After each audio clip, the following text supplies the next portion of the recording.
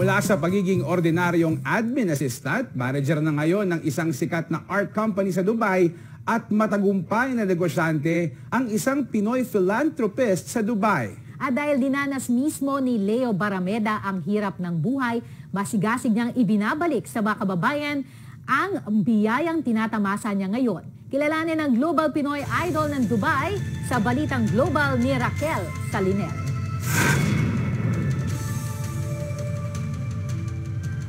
Pito sa 10 taon ni Leo Barameda sa Dubai ay servant's visa ang hawak niyang visa habang namasukan bilang admin assistant sa isang sheka sa hilagang parte ng bansa. Sa sipag at tiyaga, isa na siya ngayong manager sa isang pamosong art company sa Dubai. I take the initial step to change my situation. So I applied until eventually I was hired sa Art Dubai, where I am now working as a travel manager as part ng VIP department. Nagmamay-ari na rin siya ng negosyong damit ng mga alagang aso at pusa na gawa sa mga retaso at tinastas na tela at recycled na damit. Bahagi ng kita ng kanyang kumpanya ay itinutulong sa mahihirap.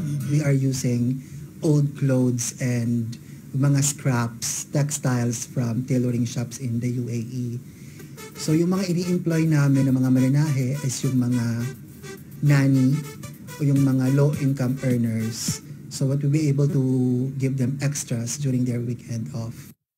Tulad ng maraming OFW, dumaan si Leo sa labis na pangungulila at buhay na naghahanap ng direksyon. Hanggang nagkaroon siya ng pagkakataon na tumulong sa mga katutubo sa Cotabato at nagsimula siya sa Adapt a Child to School. Eventually, yung Adapt to School ko na for 1 kid to 5 kids, eventually we're able to adapt the entire school of Bilaan, which is indigenous people in North Cotabato. And then we're doing this now for the 3rd year. Dumami ang nagtiwala sa kanya at nagka-interes na tumulong ng mga kababayan. Kasi I feel blessed. And if you are blessed, mas okay to give back to those people that are in need. And I have the passion for education kasi I really struggled throughout my education years. Pinili niyang libreng edukasyon ang itulong dahil isa sa pinakamahirap na mga probinsya sa Pilipinas ang North Cotabato at mga katutubo ang focus niya dahil sila ang mga mahihirap na nangangailangan ng tulong. Noong Marso, nakapagpatapos na si Leo kasama ang NGO partner sa Hong Kong na Wilmer Foundation nang mag-aaral sa elementary school at simula na ring nagsusuporta sa high school. Because of the help of people, we also support the alternative school system ng DepEd in the community, which is eto yung mga out-of-school youth, mga mothers, farmers. Ako po si Carlos A. Ino. I am 14 years old, nakatira sa Tanibong, Tulunan, Cotabato.